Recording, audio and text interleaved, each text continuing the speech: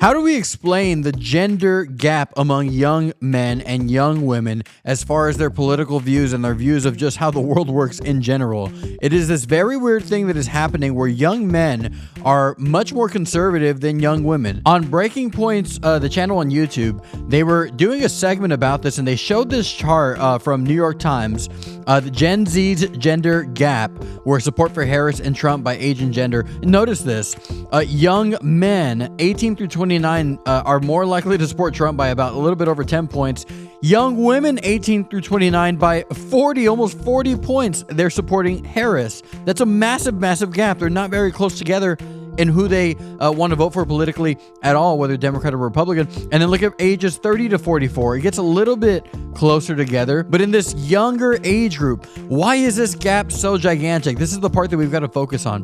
Why is this gap so gigantic? They had on two people to debate this issue, a young Democrat and a young Republican. And some of this is very fascinating, and it says a lot about parents, actually. And we'll see why. And by the way, I'm about to have some big people on this channel. Stay tuned for it. Some major stuff is going to be happening on this channel, major conversations with major people, and I'm so excited about it. This is the stuff that I prayed about. Like the video, subscribe to the channel, consider supporting on Patreon so more of this amazing stuff that's coming very soon in just 2 or 3 weeks or so can continue to happen here on the channel. Hassan actually put this out. I think he's absolutely correct. Every young male interest online, from gaming, fitness to culture and self-help, is dominated by right-wing, red-pilled manosphere commentary. He says they prey on the anxieties and insecurities of vulnerable young men. Take his last sentence out of there, and I think empirically he is correct, and I could say that from firsthand experience. So, Evita, I mean, do you think that that is a positive? So notice that statement, and this is Hassan. He's one of the biggest Twitch streamers in the world. Every young male interest online, from gaming, he's saying this is dominated by the red-pilled manosphere, the Andrew Tate, the Justin Waller,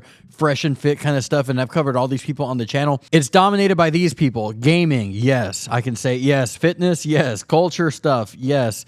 Self-help, yes. Right now, as far as male interests, yeah, that's dominated by that specific group. And he's saying, this is a big leftist, Hassan is, that they're preying on the anxieties and insecurities of vulnerable young men. Let's see their analysis. Positive development. We've previously had people like Ali Beth Stuckey here on the show to kind of speak out against Andrew Tate's, kind of influence amongst younger red-pilled, I guess, men. So how do you see that dynamic, specifically as a young woman on the right?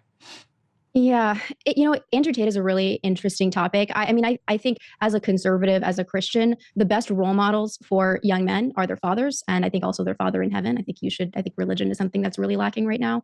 But men have had to go to these surrogate fathers, right? The Andrew Tates of the world, even a Jordan Peterson, they're imperfect, right? They can never be perfect. But I also think that it's a net positive on society to have men start to take back some agency instead of just playing video games and watching porn and becoming incels. Like, I think that there is a real spiritual and emotional epidemic happening among young men, and to have them be assertive, embrace their masculinity, even if it's through an imperfect avenue like Andrew Tate, is a net positive on society. And I'll also say, real quick before she goes forward, you notice, so this is a young conservative Republican woman who is saying this about young men, that they are looking for surrogate fathers. They're looking for men who are going to raise them to be men. And so what's out there? Well, Andrew Tate is all over social media.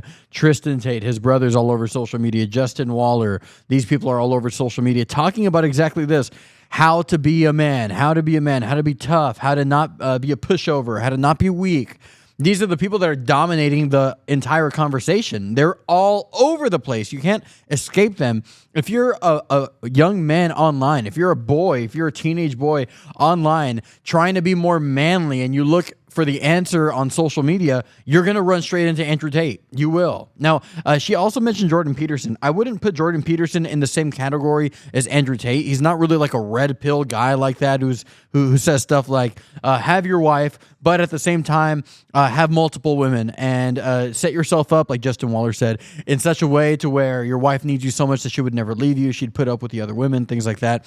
Jordan Peterson is not saying stuff like that, but most certainly he has been a surrogate father for a lot of young men. And she's saying, I think that's been a net positive. The Jordan Peterson, the Andrew Tate, people like that who are surrogate fathers for young men who don't have those role models in their lives. Now, Whether or not it is a net positive, I don't know. I do know, though, that that is absolutely terrible. It's absolutely terrible that young men even need surrogate fathers at all, because many of those young men, and I know some of these kinds of young men, they actually do have fathers, and their dads, their fathers, are not stepping up. Not that they've left the home, not that they're the children of divorce, not that they ran out on their mom. No, no, no. They have fathers who live in the same house as them, and they're not stepping up. And that is a massive problem, because I don't want my son to learn about being a man, to learn it from Andrew Tate, to learn it from watching TikTok, to learn it from anybody else. I want my son to learn about being a man from me, if I am in fact a good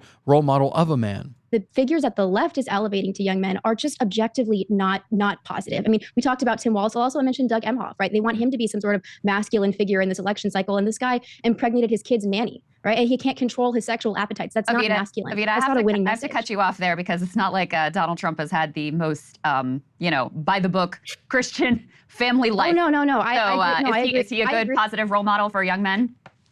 No, I agree with that. I mean, that's why I said these are imperfect avenues. But there's specifically been a push to have Doug Emhoff and Tim Walz be the new masculine figures on the left, and that's what I'm speaking to. Obviously, a big push to make Donald Trump the sort of epitome of the masculine ideal. Young women actually are attracted to masculine men. I think that this idea that they're going to be a boss babe and fill in climb the corporate ladder, I think a lot of these things actually have left women deeply unhappy. The most unhappy demographic in America is single women. The most mentally ill demographic in America is liberal women. That means something. And so I think focusing on your love life, I think embracing tradition is the answer for a lot of young women who are also feeling disillusioned with life. It's not just young men. But unfortunately, they continue to vote for people who are promoting an ideology that is making people deeply unhappy. Well, I will say they are not perfect figures. These false dads that as the way you described it, that the right has, people like Andrew Tate and Donald Trump being a model for masculinity. I think, again, the gender divide in politics is a lot because the right is exploiting young men.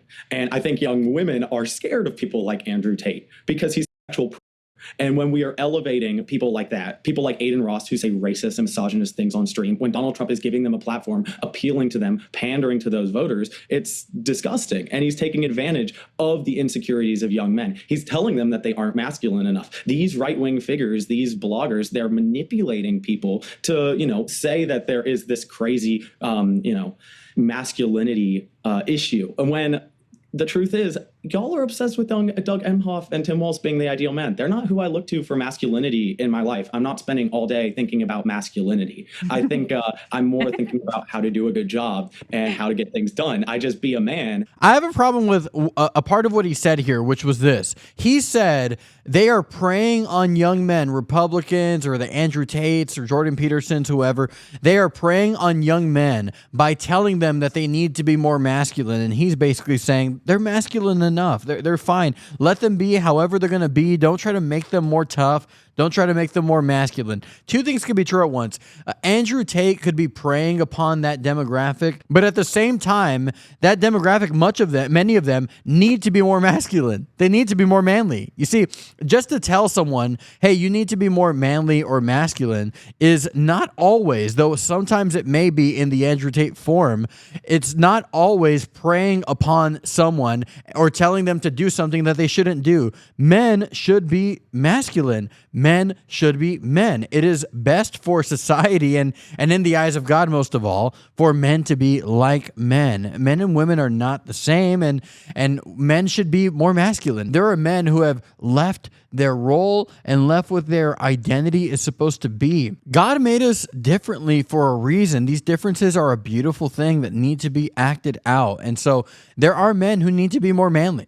There are men who need to step up and be more like men. I love this verse that I'll share with you right at the end here. 1 Corinthians 16 and verse number 13. Be watchful, stand firm in the faith, act like men, be strong, act like men. I love that phrase in scripture. A big reason why there's such a vulnerability to the Andrew Tates of the world is because so many boys grow up with fathers who are just pieces of furniture in their house, and they're not really godly leaders and examples of masculinity to their children. As you know, if you watch this channel, I am not a fan of the Andrew Tates of the world. I don't love that red pill manosphere kind of stuff. I think so much of that is hogwash. trash. But the idea that because those people can often be garbage in their ideas, the idea that men don't need to be more manly is also wrong too. Two things can be true at the same time. Andrew Tate could be terrible as an influence for young men, but at the same time, those young men need someone who's going to teach them how to be a man. It just shouldn't be Andrew Tate. It should be someone else. I think Jordan Peterson is much, much better for young men, but ultimately, nothing is better for a young man than a manly, godly father. And all of this conversation is happening because of the absence of godly fathers who are present in the lives of their sons and raise them to be men, to know what a man is, to know what a man should be, and how they ought to operate in this world. Seeing the gaps in political views and stuff like that, it's so interesting how that conversation just comes down to, well, who are these demographics being influenced by? Is it Andrew Tate? Is it Tim Walz? Is it Kamala's husband, Doug Emhoff? Who is it? Is it Jordan Peterson? Ultimately, if it were our fathers, things wouldn't look this way. If it were our fathers and mothers who have shared values with one another, these gaps wouldn't be so big. So much of the divide and the problems of society are all coming back to, when we retrace our steps, parenting. Parents needing to have the same values and then inculcating those values onto their children, teaching your daughters to be women and your sons to be men. We need this so very much. I can't harp on this enough, but let me know what you think. Like the video, subscribe to the channel, consider supporting on Patreon. God bless you, and I will talk to you soon. Goodbye.